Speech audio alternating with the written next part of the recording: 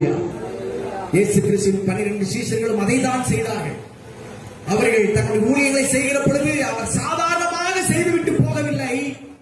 ஒவ்வொருவரையும் நினைத்து பார்க்கிற அளவுக்கு அவர்கள் வல்லமையான ஊழியத்தை செய்தார்கள். தோமாவை நினைத்து பாருங்கள்.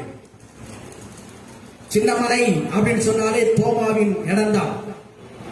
சென்னையில சென்ட் தாமஸ் மவுண்ட் பரங்கிமலை, அங்க தோமாவின் கல்லறை இருக்கிறது. அவருடைய எலும்பு கூடுகள் இருக்கிறது. எங்கேயோ ஒரு இடத்தில் இருந்து இயேசு கிறிஸ்துவோடு கூடியிருந்த சீஷன் நம்முடைய ஊருக்கு வந்தார். 2000 வருஷங்களுக்கு முன்னாலே வந்து இயேசுவின் சுவிசேஷத்தை சொன்னார். அவர் அங்கே மரித்தார். மரிப்பதற்கும் அவர் தயங்கவில்லை. தன்னுடைய சொந்த ஊரை விட்டு, தன்னுடைய மனைவி பிள்ளைகளை விட்டு, தன்னுடைய தேசத்தை விட்டு கடல் கடந்து இவ்வளோ தூரமான இடத்திற்கு வரணும்னா அவருக்கு இருந்த கொஞ்சம் பலன் பத்தாது. எக்ஸ்ட்ரா பலத்தை ஆண்டவர்கிட்ட வாங்கியிருக்கிறார். பிரலேலியா சொல்லலாமா? திராணிக்கு மிஞ்சி, அவருக்கு இருந்த சக்திக்கு மிஞ்சி ஒரு காட்ஸ் பவரை அவர் வாங்கிதான் இங்க இந்தியாவுக்கு வந்தார். அவர் ஊழியம் செய்தார். சபைகளை கட்டி எழுப்பினார்.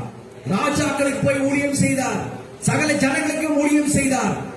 2000 வருஷங்களுக்கு முன்னால் எப்படி இருந்திருக்கும் தேசம்? கரண்ட் இல்ல, லைட் இல்ல, பஸ் இல்ல, ஃபேன் இல்ல, போன் இல்ல, எந்த வசதியும் இல்ல. ஆனால் அவர் இன்றைக்கு நாம் செய்கிற ஊழியத்தை விட பல கோடி மடங்கு ஊழியத்தை சக்சஸ் ஆக அன்றைக்கு அவர் செய்தார் என்று சொன்னால், அவருக்கு இருந்த பேன் மட்டுமல்ல, எக்ஸ்ட்ரா பலத்தை ஆண்டவர்கிட்ட வாங்கி செய்தார்.